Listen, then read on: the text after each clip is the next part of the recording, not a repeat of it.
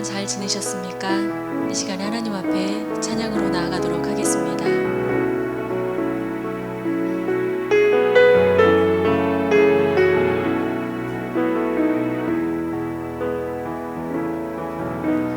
나는 하나님을 예배하는 예배자입니다.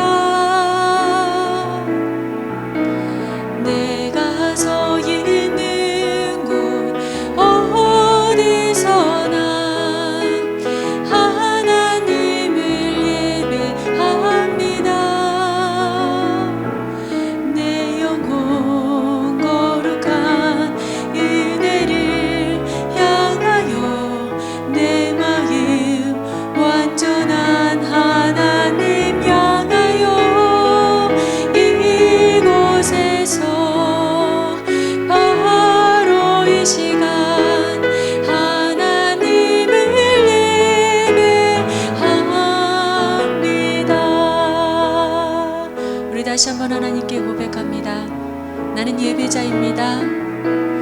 나는 하나님을 예배하는 예배자입니다.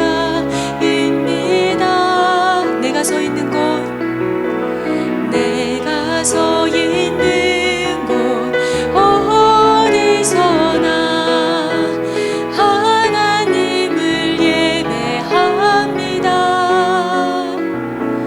내 영혼 거룩한 은혜를 향하여 내 마음 완전한 하나님 향하여 이곳에서 바로 이 시간 하나님을 예배합니다. 내 영혼 거룩한 은혜를 향하여 내 마음 완전한 하나님 향하여 이곳에서 바로 이 시간 하나님을 예배합니다.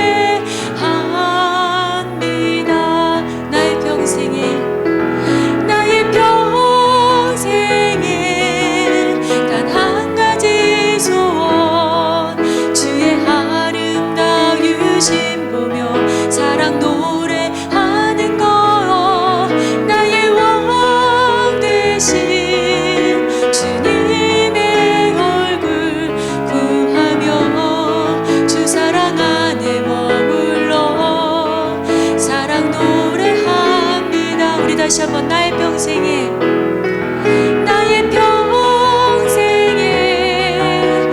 한 가지 소원 주의 아름다우신 보며 사랑 노래하는 것 나의 왕 되신 주님의 얼굴 구하며 주 사랑 안에 머물며 사랑 노래합니다. 아멘. 이 시간에 사도신경으로 우리의 신앙을 고백하도록 하겠습니다. 나는 전능하신 아버지 하나님 천지의 창조주를 믿습니다. 나는 그의 유일하신 아들 우리 주 예수 그리스도를 믿습니다. 그는 성령으로 잉태되어 동정녀 마리아에게서 나시고 본디오 빌라도에게 고난을 받아 십자가에 못 박혀 죽으시고 장사된 지 사흘 만에 죽은 자 가운데서 다시 살아나셨으며 하늘에 오르시어 전능하신 아버지 하나님 우편에 앉아 계시다가 거기로부터 살아있는 자와 죽은 자를 심판하러 오십니다. 나는 성령을 믿으며 거룩한 공교회와 성도의 교제와 죄를 용서받는 것과 몸의 부활과 영생을 믿습니다. 아멘.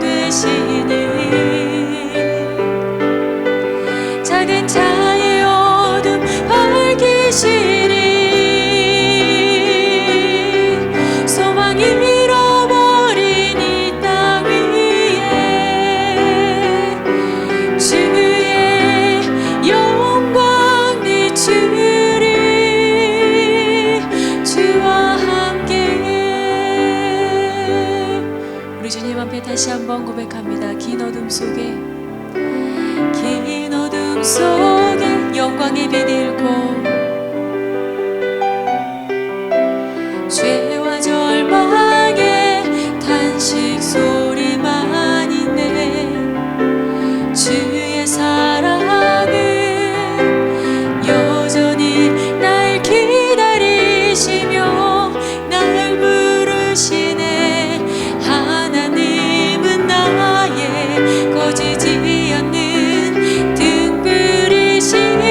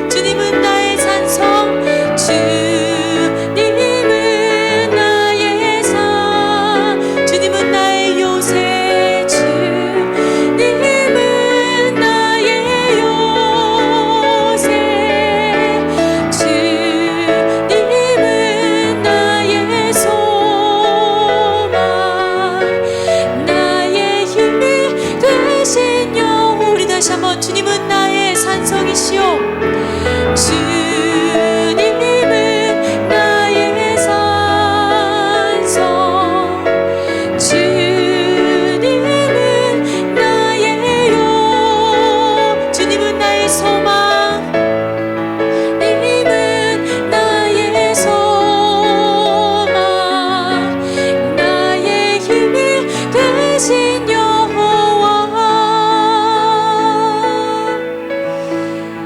우리에게 참된 등불이 되시고 우리의 빛이 되시는 주님 앞에 이 시간 우리가 나아가오니, 하나님 오셔서 우리의 피난처가 되시는 주님을 오직 바라보고 말씀 가운데 주님을 온전히 의지하는 우리의 심령을 주 앞에 드리게 하여 주시옵소서. 이 시간 주님 앞에 기도로 나아가도록 하겠습니다. 하나님 아버지, 앞이 보이지 않는 길입니다. 하나님 어디로 걸어야 할지 알 수 없는 상황입니다. 하나님 홀로 예배를 드릴 때마다 홀로 남겨진 것 같은 두려움 속에 막막합니다. 그러나 주님, 우리가 이 시간 말씀을 사모하는 마음으로 다시 한번 주님 앞에 나왔습니다. 나의 나된 것이 무슨 의미가 있사오며 나의 나된 것을 주께서 어찌 내게 물으시겠습니까?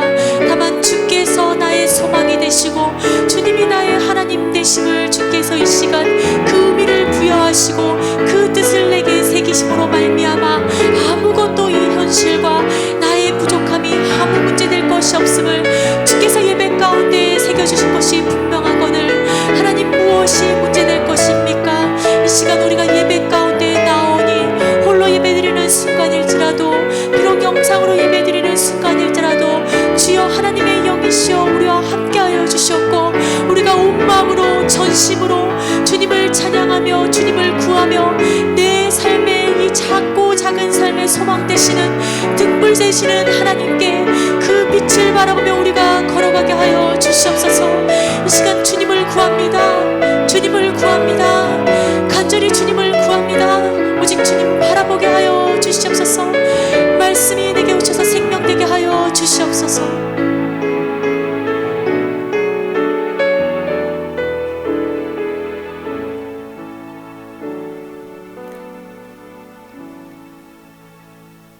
우리를 사랑하시는 아버지 하나님, 2021년 두 번째 주일 주님 백성 예배의 자리로 나옵니다.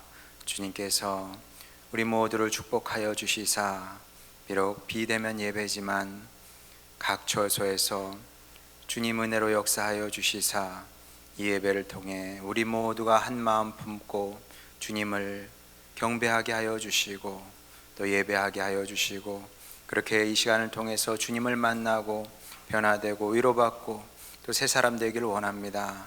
주님, 그렇게 이 예배가 주님께는 영광이고 또 우리에게는 그 은혜와 회복의 시간 될 수 있도록 주여 역사하여 주시옵소서. 모든 것 주님께 맡기며 사랑 많으신 우리 구주 예수님의 이름으로 기도드렸습니다. 아멘.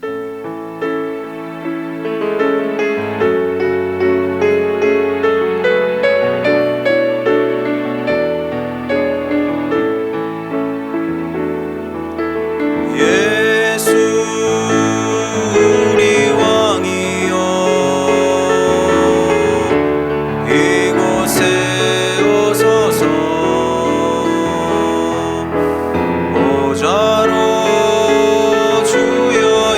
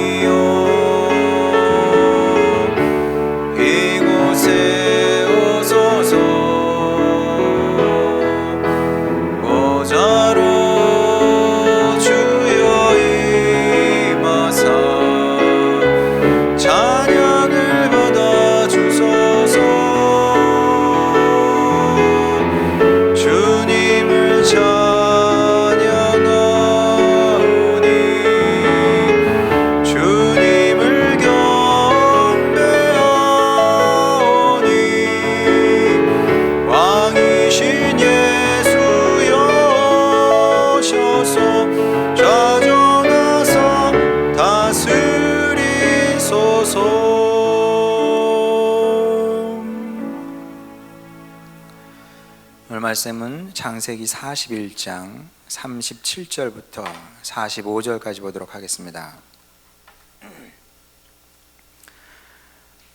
구약성경 64쪽입니다. 창세기 41장 37절부터 45절까지 제가 봉독하도록 하겠습니다.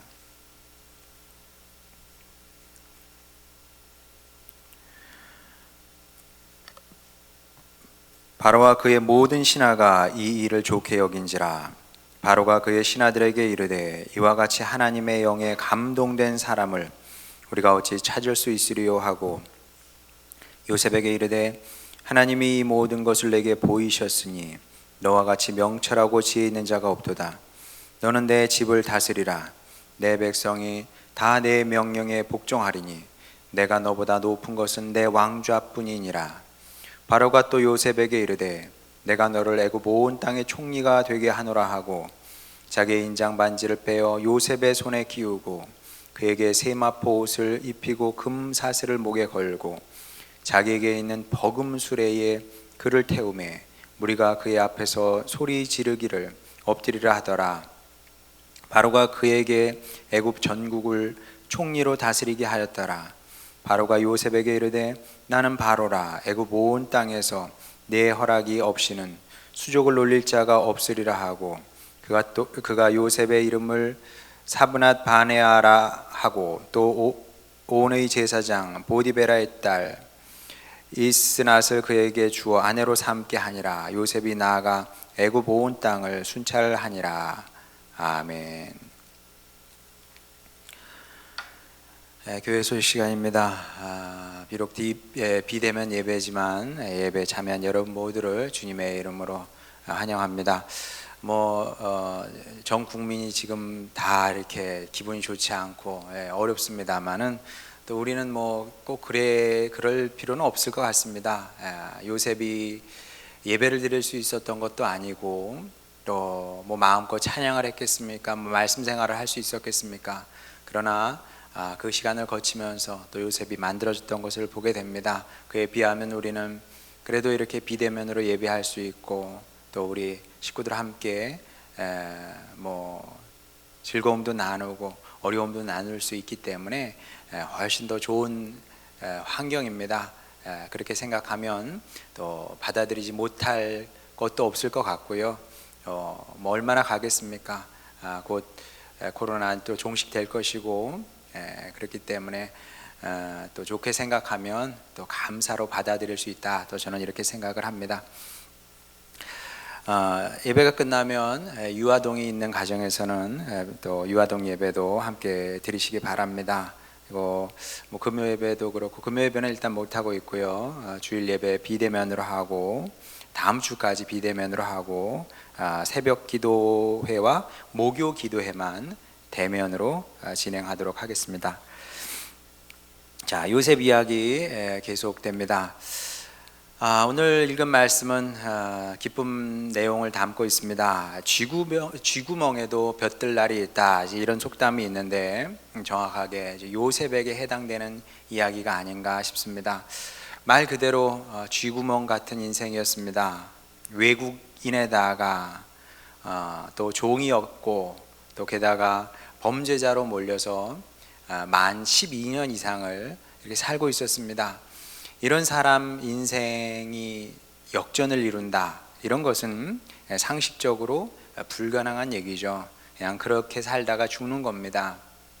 그런데 누가 봐도 불가능한 일인데 드디어 기적이 일어났습니다.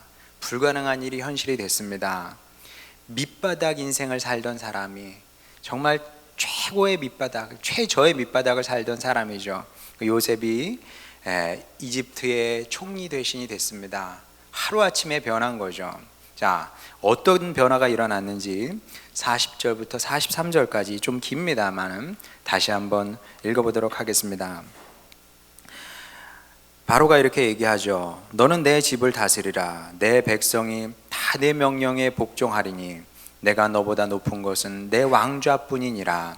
바로가 또 요셉에게 이르되 내가 너를 애굽의 온 땅의 총리가 되게 하노라 하고 자기의 인장 반지를 빼어 요셉의 손에 끼우고 그에게 세마포 옷을 입히고 금사슬을 목에 걸고 자기에게 있는 버금 수레에 그를 태우매 무리가 그 앞에서 소리 지르기를 엎드리라 하더라. 바로가 그에게 애굽 전국을 총리로 다스리게 하였더라. 자, 어저께까지만 해도 감옥에 있었는데 요셉이 이제 애굽 왕의 버금 수레를 타고, 버금 수레는 가장 좋은 것은 왕이 타는 거고요. 그 왕의 수레에 버금가는, 그러니까 2등 수레죠. 쉬운 말로 하면 두 번째 좋은 수레를 차고 총리 대신이 되어서 온몸에 보석을 치렁치렁 달고 총리, 이게 일종의 등극이죠. 임직식을 하게 되는 겁니다. 그러면 요셉 느낌이 어땠을까요? 이게 생시냐 꿈이냐 그런 느낌 아니었겠습니까? 모르겠습니다. 뭐 진짜 이렇게 얼굴을 이렇게 꼬집어 봤을지도 모를 일인데 어쨌든 이렇게 극적으로 해피엔드로 끝나게 된 거죠. 지금까지의 많은 고난의 시간이 끝나고 이제 꽃밭이 꽃길이 열리게 된 겁니다. 자, 뭐 요셉만 바란 것이 아니고 이 이야기를 읽고 있던 우리도 간절히 바라고 기대하는 바였습니다. 자, 그러면 여기서 요셉 이야기는 사실 끝나도 됩니다. 뭐 전혀 이상하지 않아요. 여기서 끝나도 전혀 이상하지 않습니다. 우리가 아는 대부분의 전래 동화가 이런 식으로 끝나는 것을 보게 됩니다. 좋은 일이 생기면 그냥 그렇게 끝나는 겁니다. 우리가 아끼는 주인공이, 그 착하고 선한 주인공이 넉넉하게 보상을 받았으니 그것으로 충분히 만족한 거죠. 이만하면 됐죠 뭐. 이집트 총리 대신이 되는데 요셉 이야기는 끝나도 되는 겁니다. 자, 그런데 명색이 하나님 이야기 아닙니까? 하나님 이야기는 세상 이야기와는 달라야 하고 또 실제로도 많이 다릅니다. 자, 그래서 세상 이야기와 하나님 사람의 이야기를 이게 대조해 보면 다르고요. 그리고 하나님 사람의 이야기가, 하나님 공동체의 이야기가 세상의 이야기하고 동일하기를 바라면 안 됩니다. 달라야 정상이고 마땅히 달라야 합니다. 요셉 이야기도 마찬가지인데 요셉 이야기가 창세기 37장에서 시작을 합니다.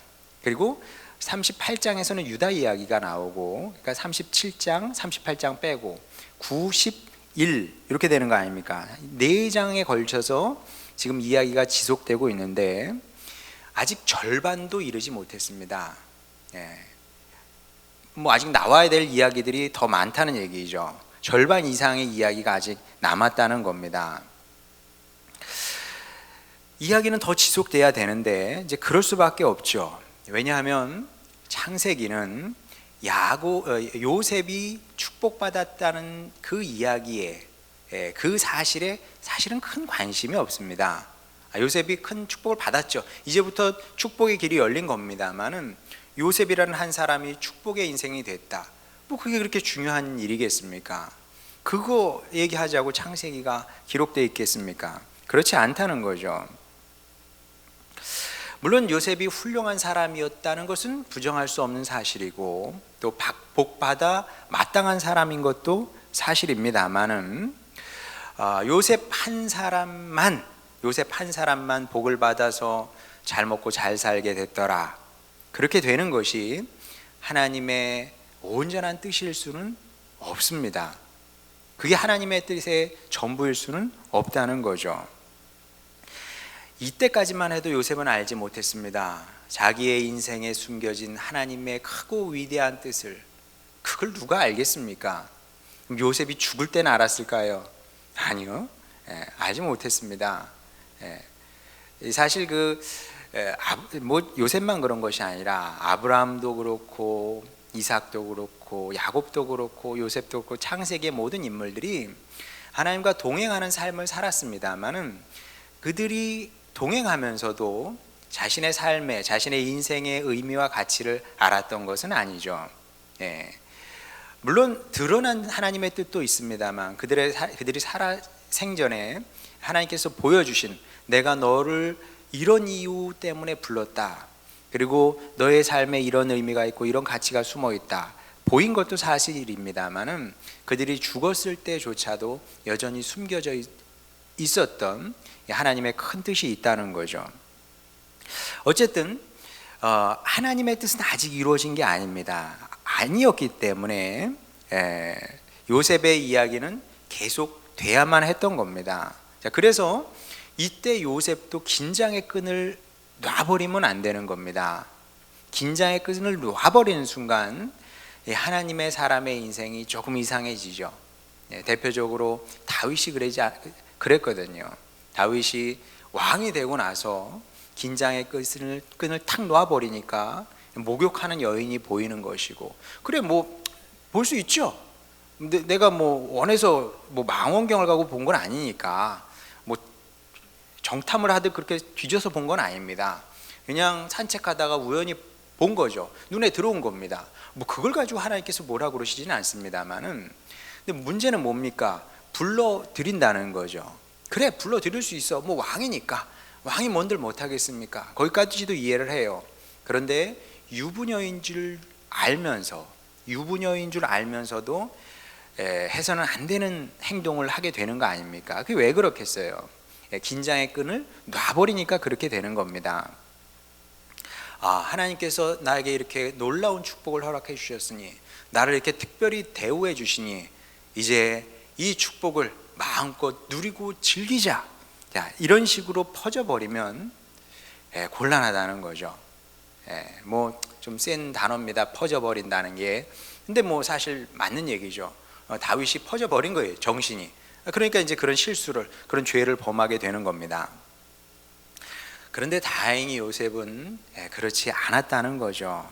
앞으로 드러나게 되겠지만 안 드러났으면 좋겠네요. 왜냐하면 드러나려면 계속 비대면 예배를 해야 된다는 건데, 어쨌든 뭐 요셉 이야기를 어느 때까지 제가 설교를 하게 될지 모르겠습니다만은 드러나게 될 겁니다.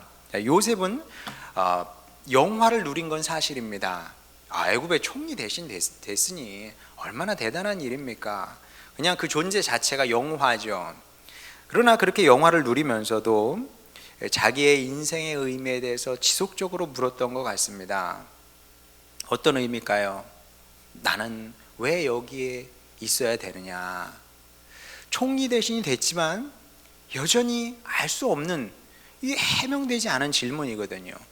나는 왜 아버지 집에 있지 아니하고, 가나안 아버지 집에 있지 아니하고 애굽으로 내려와서 여기서 사는가? 왜 이방인으로 여기에 살고 있는가? 나에게 일어났던 그 모든 미스터리한 일들, 미스터리죠. 아무리 배다른 형들이지만 어떻게 동생을 팔아버립니까? 종으로 팔아버립니까? 야, 이건 정말 그 해외 토픽감이죠. 해외 토픽감. 일어나기 어려운 일입니다. 거기부터 시작해서 보디발 집에서 있던 일, 그리고 감옥에서 있던 일, 이런 일들이 다 미스테리한 일이거든요. 그것에 대해서 물었다는 거죠. 이 모든 사건들의 의미는 무엇이냐? 이런 질문의 끈을 놓지 않았던 것으로 보입니다. 그리고 그랬기 때문에 요셉은 하나님의 사람이 아니었나, 저는 그렇게 생각을 합니다. 그리고 저는 이런 묵상을 하면서 저는 습관이기도 합니다만은 자꾸 이렇게 뒤를 돌아봅니다. 제가 살아온 인생을 자꾸 뒤를 돌아봅니다. 아주 어렸을 때부터 저 복대리, 경기도에 죽은 흥천면 복대리에 살 때부터 저 서울 생활들, 11년 동안 서울에서 살았던 그 참 어려웠던 시기도 생각해 보고요. 하여튼 자꾸 생각을 합니다. 돌아보게 되면 요셉처럼 상전벽해의 기적은 없었습니다. 그런 것을 바라면 당연히 안 되겠죠. 그러면 이제 도둑놈 심보다. 제가 만약에 요셉 같은 그런 기적을 원합니다, 바랍니다, 그러면 그건 도둑놈 심보죠. 제가 뭘 했기에 요셉 같은 고난을 당했습니까?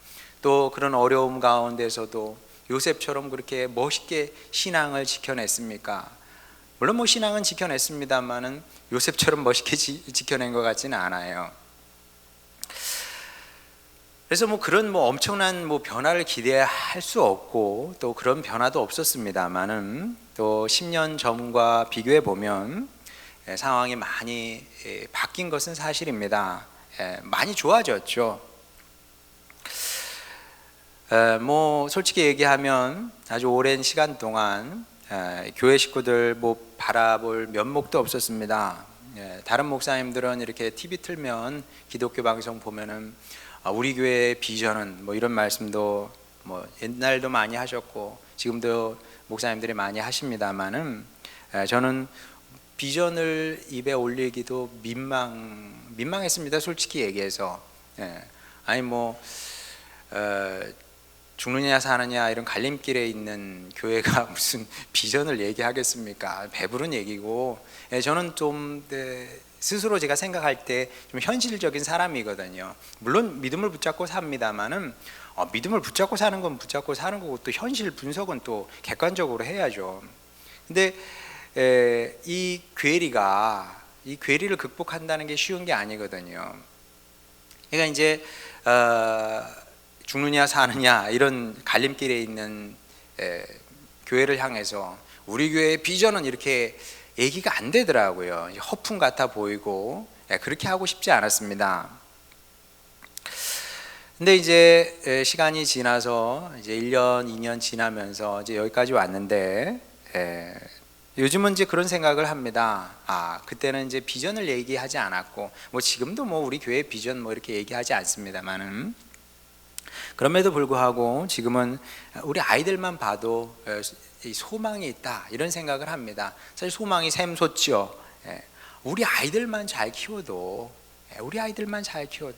우리 교회 아이들 또 IPL 아이들 이 아이들만 잘 키워도 우리 교회가 뭐 다른 교회 뭐 부러워할 필요가 없거든요. 우리 아이들이 잘 자라서 뭐 우리 교회 성도로 남을 수도 있지만 또 다른 교회 가서 주님의 사역을 해도 되지 않겠습니까? 이 사역만 잘 감당해도 우리에게 큰 소망이고 기쁨이고 감사하고 이 사역의 의미와 가치를 누가 평가절하하겠습니까? 없다. 이거 뭐 중요한 일이 아니다. 이렇게 얘기할 사람은 없다는 거죠. 뿐만 아니라 가정적으로도 이제 과거에 비해서 많이 안정적인 상태가 됐다. 이제 이런 생각을 합니다. 뭐 여러 가지 이유가 있습니다만은 가장 중요한 것은 이제는 집사람이 목회 그만두고 싶다는 얘기를 하지 않아요. 오래됐습니다. 뭐 1, 2년 전 얘기가 아니라 어느 때인가부터 이제 목회 그만두고 싶어요. 이제 이런 얘기를 하지 않는다는 거죠.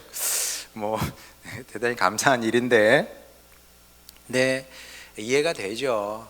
그걸 뭐 제가 어떻게 설교 시간에 여러분에게 다 오픈해서 얘기를 하겠습니까만은 얼마나 힘들고 어렵고 또 이게 마음의 짐, 삶의 짐이었으면 그런 얘기를 이렇게 자주 했겠어요. 그래서 저는 이제 그럼 여보 1년만 더 해봅시다. 또 1년 지나면 1년만 더 한번 해보면 어떨까? 이런 식으로 넘겨서 이제 여기까지 왔는데 뭐 어려웠죠. 집사람도 이제 저에게 자주 그런 얘기를 했어요. 우리가 꼭 목회가 아니어도 사실 내가 볼 때 우리가 목회를 할 만한 사람들이 못 된다. 그러니까 목회가 아니어도 우리가 다른 쪽으로 주님의 일을 얼마든지 잘하면서 할 수 있는데 왜 꼭 목회를 하려고 하냐, 이런 얘기를 종종 했었는데 이제는 이제 그런 얘기를 하지 않고요. 뿐만 아니라 6년 전만 해도 저희 아이들 학원 하나를 제대로 보내지를 못했습니다. 정확하게 얘기하면 보낼 수 없었죠.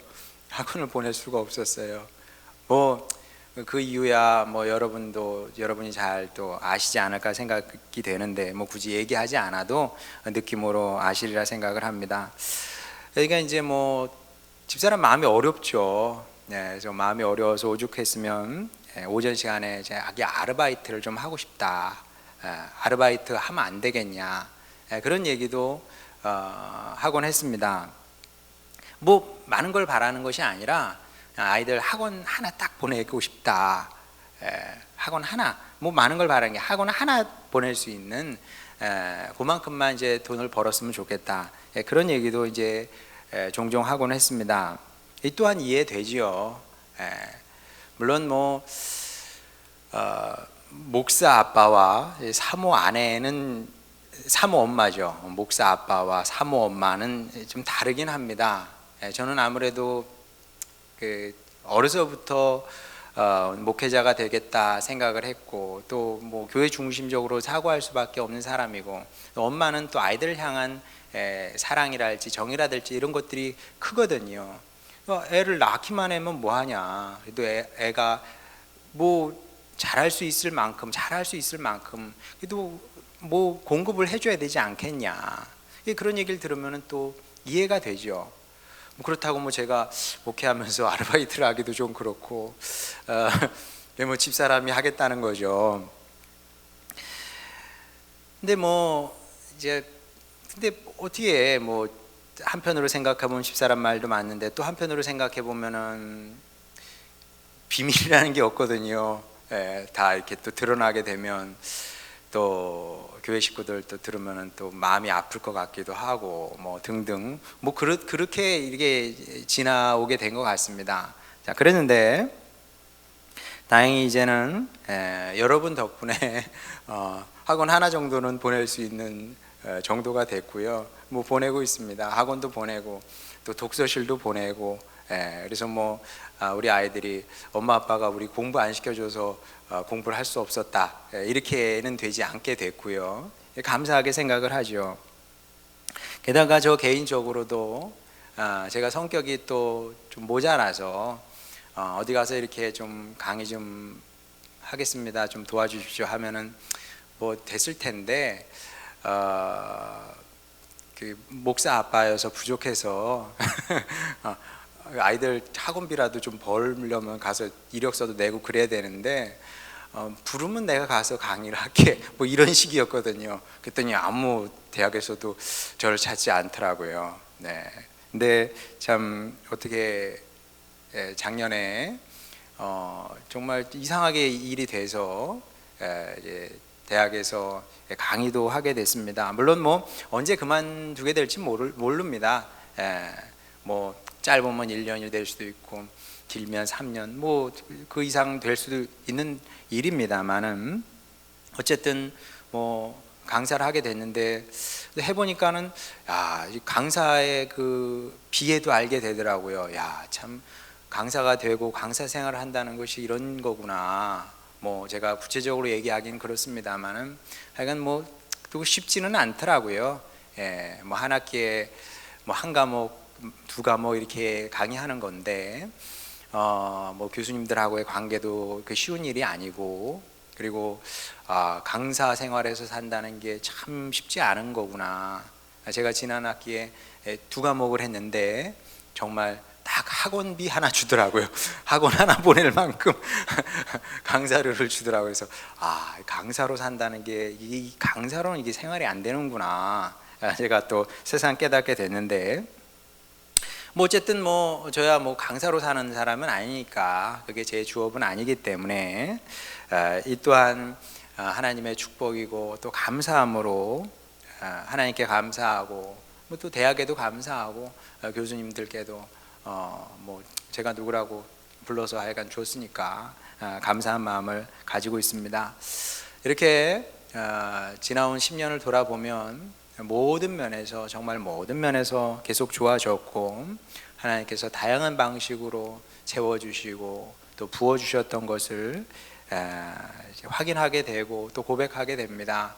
뭐 그런 것들을 뭐 제가 설교 시간에 어떻게 자세하게 얘기를 하겠습니까?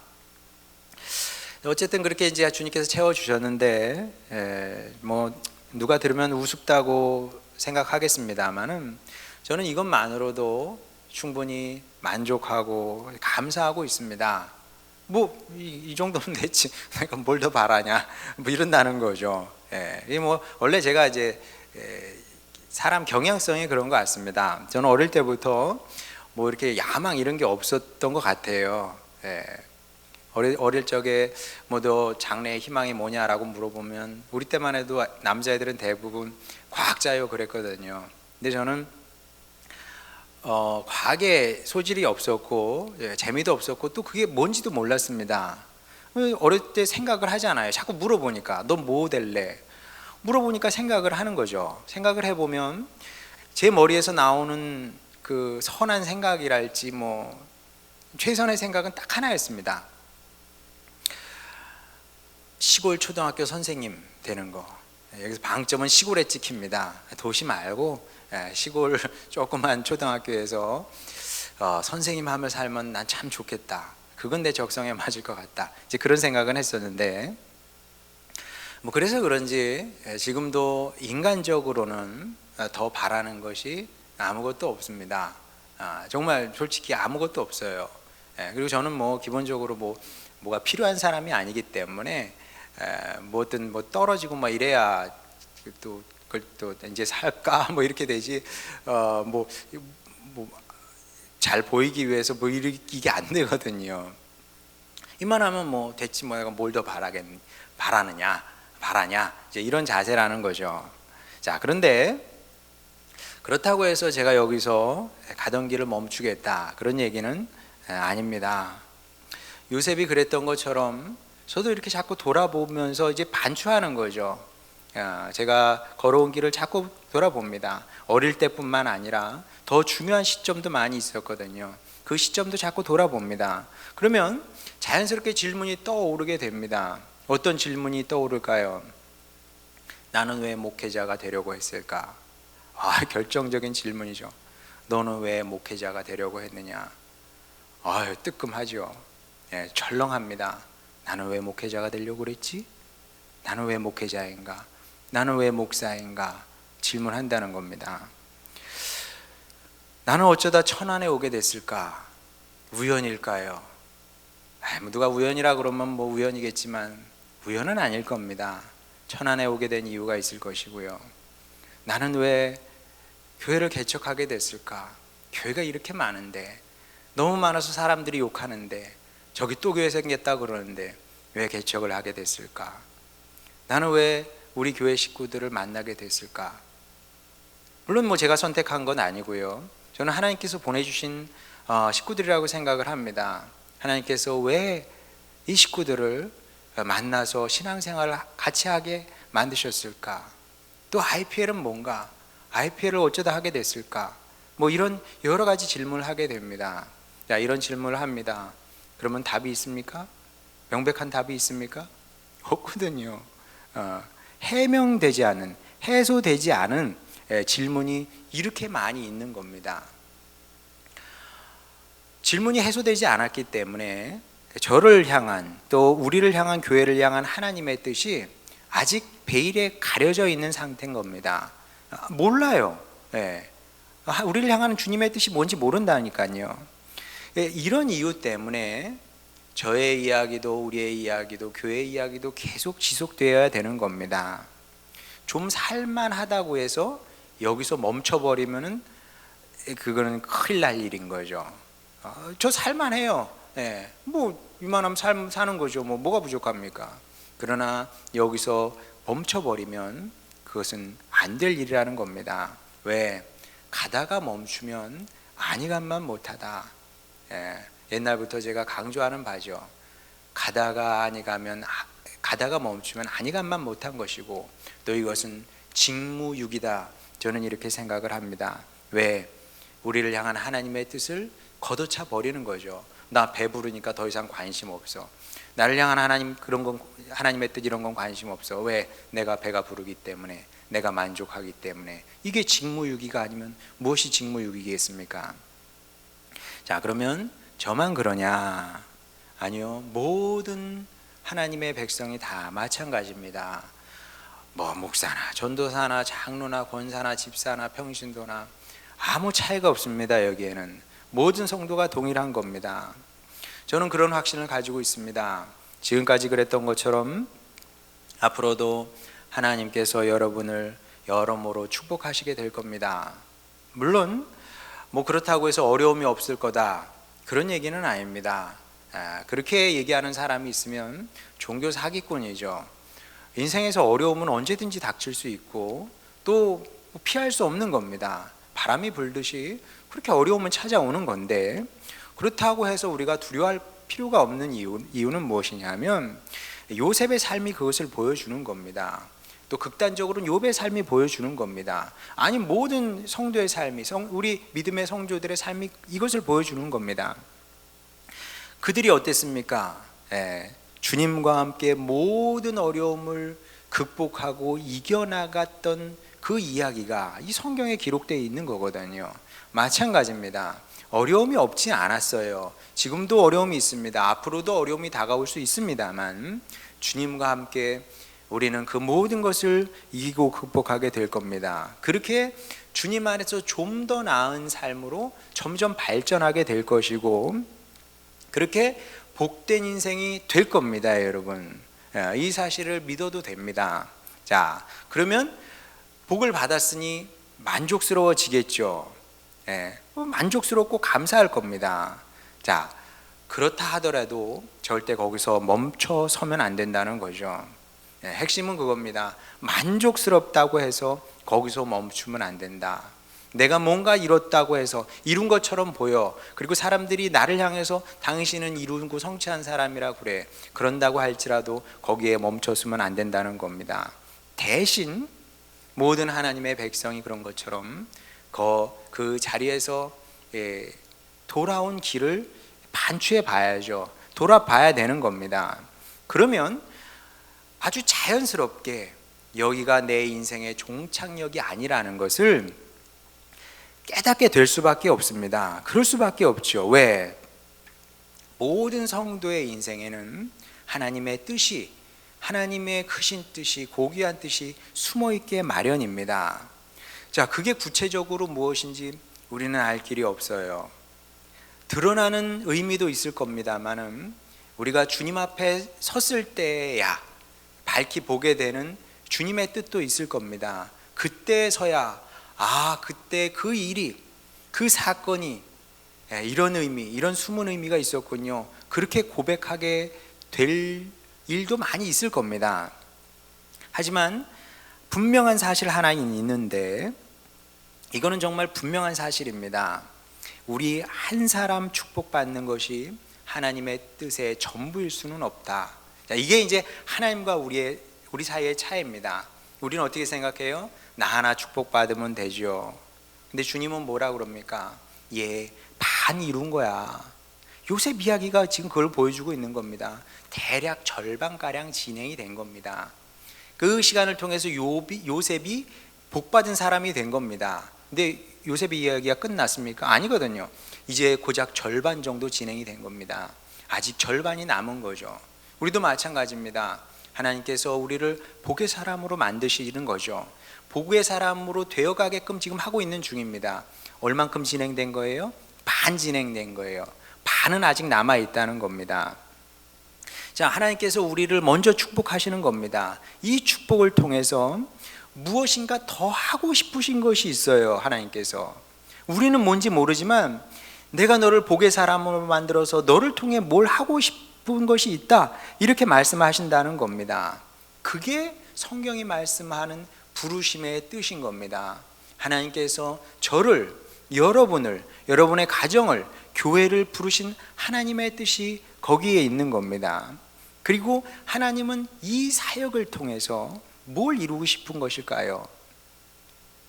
물론 어떻게 생각해 보면은 이 사역을 통해서 요셉이라는 사람을 통해서 이집트를 구하고, 그리고 야곱 가문을 구하고, 그렇게 구원 역사를 이끌어 가는 것일 수도 있지만, 그러나 궁극적으로 보게 되면, 또 어떻게 보게 되면, 이로 말미암아 하나님은 요셉이라는 한 사람을, 그 인생을 더 고귀하고 아름답게 만드셨던 것을 보게 됩니다. 우리는 생각이 여기까지 미치지 못하는 거죠. 우리는 어디까지만 미칩니까? 생각이 축복받는 데까지만 미쳐요. 내가 복받는 사람이 되었으면 좋겠다, 내가 복을 받았으면 좋겠다. 주님께서 말씀하십니다. 그래, 내가 너를 복의 사람이 되게 해줄게. 그러나 주님은 동시에 말씀하십니다. 고작 그것만 받으려고 하느냐? 내가 너에게 더 큰 것을 주기를 원한다. 그게 뭘까요? 축복 플러스 영광인 겁니다. 축복 플러스 영광. 우리는 축복만 생각하는데 하나님은 영광의 삶을 원하시는 거죠. 아브라함 보세요. 아브라함이 살아생전 축복을 받았습니다마는, 그러나 후대 사람들이 돌아보니 아브라함이 이 땅에서 받은 축복이 아브라함이 지금 누리고 있는 영광에 비하면 아무것도 아니거든요. 그까짓 거. 아이 소 1000마리 100마리 그게 무슨 의미가 있겠습니까? 믿음의 조상이 된 겁니다. 요셉이 이집트의 총리 대신이 됐으나 그러나 그까짓 게 무슨 대단한 의미겠어요. 요셉은 구원의 사역자가 된 것이 아니겠습니까? 이렇게 하나님은 그분의 뜻을 통해서, 그분의 뜻이 요셉의 인생에 이루어지고 성취되게 하심으로 말미암아 요셉이 복받은 사람만 된 것이 아니라 그것을 넘어서 영광의 사람으로, 영광의 인생으로 승화됐던 것을 우리가 보게 됩니다. 우리도 다르지 않습니다. 우리도 다르지 않습니다.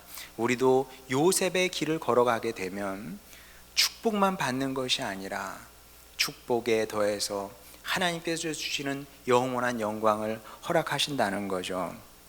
이 사실을 우리 마음에 새기고, 우리 성도의 삶의 방식은 다른 게 없습니다. 이 사실을 마음에 새기고 주님 만나는 그날까지 충성되게 이 길을 걸어가는 겁니다. 왜? 주님의 숨겨진 뜻이 무엇인지 우리는 잘 알지 못하기 때문에 그렇습니다. 모르기 때문에 이게 완성이 된 건지 완성이 되지 않은 건지조차 우리는 알지 못해요. 그렇기 때문에 그냥 주님 부르시는 그날까지 충성되게 쉬지 않고 자전거 타는 사람처럼 계속 걸어가는 겁니다. 자전거 멈추면 쓰러지거든요. 신앙의 삶이 그런 겁니다. 멈추면 쓰러지는 겁니다. 계속 가는 겁니다. 사도 바울이 그래서 뭐라 그럽니까? 잡았다 할 것도 없고요, 이루었다 할 것도 없는 겁니다. 아니 우리가 뭘 잡고 뭘 이룹니까? 우리 교회가 커지면 1000명 10,000명 되면 잡은 것이고 이룬 겁니까? 사람들이 우리 교회를 자랑하고 저를 높이면 뭐 잡은 것이고 이룬 것이겠습니까? 그런 거 아니거든요. 그런 거 없는 겁니다. 그저 부르심의 뜻을 따라 끊임없이 다름질할 뿐입니다. 저는 계속 그렇게 살 생각입니다. 주님 부르시는 그날까지, 제가 사명이 끝나는 그날까지 걷고 또 걷고 달리고 또 달리면서 저에게 맡겨진 일들 충성되게 잘 감당할 생각입니다. 여러분도 부디 이런 성도의 인생을 살아서 주님께서 완성하시는 진정한 해피엔딩을 여러분의 인생을 통해서 만들어내는 복되고 지혜로운 아름다운 주님 백성들 다 되시기를 주님의 이름으로 축원합니다. 기도하시겠습니다. 우리를 사랑하시는 아버지 하나님, 그렇습니다. 주님, 모든 것이 주님의 은혜였고 또 주님의 뜻이었습니다. 우리를 복의 사람으로 만들려 하시고 더 나아가 영광의 사람으로 세우려 하시니 감사드립니다. 주님 백성들 이 사실을 우리의 마음에 새기게 하여 주시옵소서. 그리하여 모든 어려움도 능히 이겨내게 하시고 또 더 나아가 이 시간, 이런 시간을 통해서 주님의 사람으로 거듭나고 변화 발전하며 우리 믿음의 선조들이 그랬던 것처럼 복의 사람으로 변화 발전케 하여 주시옵소서. 그렇게 주님의 뜻을 이루기를 원하오니 아버지, 우리 작은 인생을 통해서 주님 기뻐하시는 일들 우리 가운데 이루어지고 성취되는 것 우리로 보게 하여 주시옵소서. 어려운 때 주님 백성들 요셉과 같은 마음으로 각자의 처소에서 주님의 이름을 부르고 주님을 의지하며 살아갑니다. 주님 힘주시고 능력 더하여 주시사 주님 주시는 것으로 능히 이 모든 것 이겨내게 하여 주시옵시고, 이렇게 환경을 탓하기 전에 주여 우리 주님 안에서 무엇인지 할 수 있습니다, 이런 믿음으로 잘 이겨내는 주님 백성 되게 하여 주시옵소서. 또 아픔 중에 고통 중에 기도하는 우리 식구도 있습니다. 주님께서 불쌍히 여겨주시고 어려움 가운데 믿음 더하여 주시고 성령의 능력으로 붙잡아 주시고 말씀으로 붙잡아 주시사 끝내 이기게 하여 주시고 하나님 사랑이셨습니다, 하나님 저를 도우셨습니다 고백할 수 있는 주님 백성 가정되게 하여 주시옵소서. 또한 우리 교회 식구들 한 영혼 한 영혼 붙잡아 주시사 아버지 하나님, 주여 어려움에 굴복하지 않게 하여 주시고 환경에 굴복하지 않게 하여 주시옵시고 우리 믿음의 선조들처럼 믿음과 소망과 사랑으로 잘 이겨내길 원하오니 환경의 어려움도, 건강의 어려움도, 재정의 어려움도, 또 자녀 양육의 어려움도, 이 모든 것 능히 잘 이겨내고 주님의 사람으로, 주님의 용사로 세움을 입는 주님 백성들 다 되게 하여 주시옵소서. 또한 우리 교회도 이 자리에서 주님 주신 사명 감당길 원하오니 아버지 하나님, 바르고 선하고 충성된 교회로 세움을 입어 이 나라와 민족과 또 우리 북한 성도들을 위해서도, 우리 동포들을 위해서도 쓰임받는 주님 공동체 되게 하시고, 주님 나라에서 그렇게 주님 교회를 사랑으로 세웠던 주님 백성으로 우리 모두 기억되게 하여 주시옵소서. 새로운 한 주도 주님 백성들, 우리 아기로부터 시작해서 우리 장년부에 이르기까지 주님의 크신 은혜와 사랑으로 지키시고 인도하시고 또 필요한 것들 공급하여 주시옵소서. 평안으로 다스려 주시옵소서. 모든 것 주님께 맡기며 사랑 많으신 우리 구주 예수님의 이름으로 기도드렸습니다. 아멘.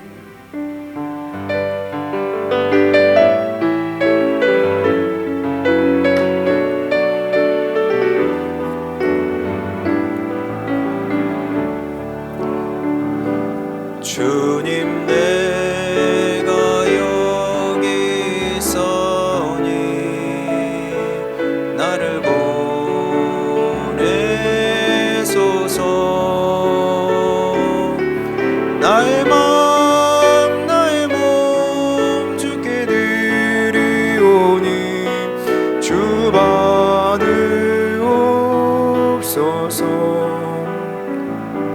주님, 내가 여기 있사오니 나를 써주소서.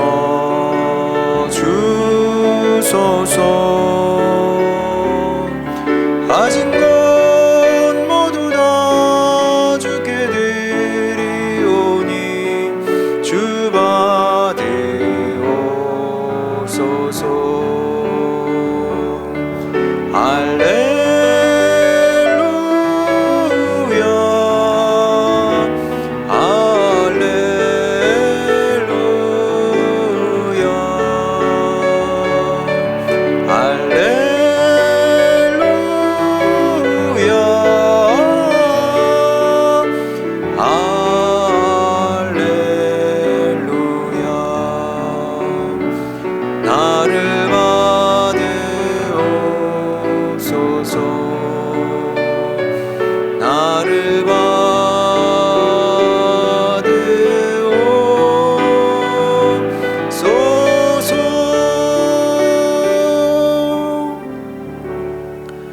지금은 우리를 위해 이 땅에 오신 우리 구주 예수 그리스도의 은혜와 그 독생자 아들을 우리를 위해서 아낌없이 내어주신 아버지 하나님의 크신 사랑하심과 그 사랑의 힘과 크기와 능력을 우리 가운데 나누고자 하시는 성령님의 교제하심이 이제 주님 만나는 그날까지 쉬지 않고 주님 길 따라 걷겠습니다 다짐하며 돌아가는 주님 백성 머리 위에, 가정 위에, 교회 위에 지금으로부터 영원토록 함께 하시기를 간절히 축원하옵나이다. 아멘.